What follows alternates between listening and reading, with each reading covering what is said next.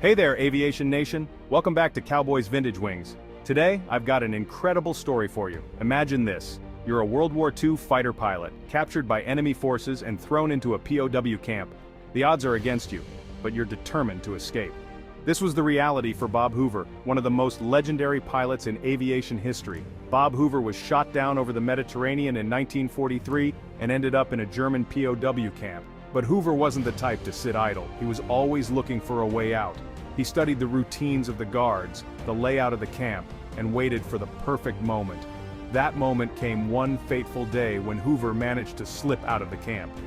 But escaping on foot was just the beginning. He had a bolder plan in mind.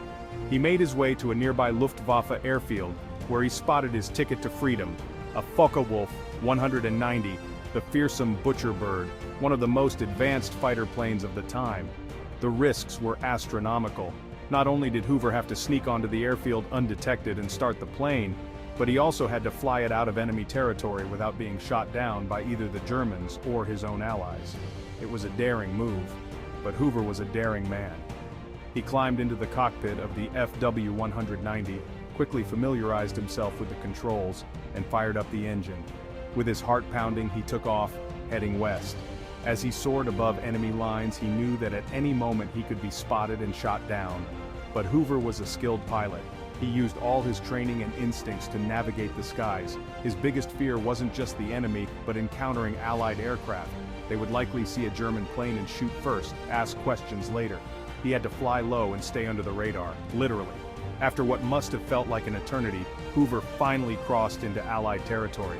He found a suitable landing spot and brought the FW-190 down safely. It was an extraordinary achievement. Against all odds, Bob Hoover had not only escaped a POW camp, but had done so by stealing and flying one of the enemy's most prized aircraft. Bob Hoover's daring escape is a testament to his incredible skill, bravery, and determination. He was called the greatest stick and rudder man that ever lived. It's stories like these that remind us of the extraordinary feats achieved by pilots during the war. So next time you're at an air show or reading about aviation history, remember Bob Hoover, the man who stole a German fighter plane to reclaim his freedom. Thanks for tuning in to Cowboys Vintage Wings. This is Cowboy signing off. Fly safe and don't forget you are not Hoover. So read the aircraft operational manual before you take off.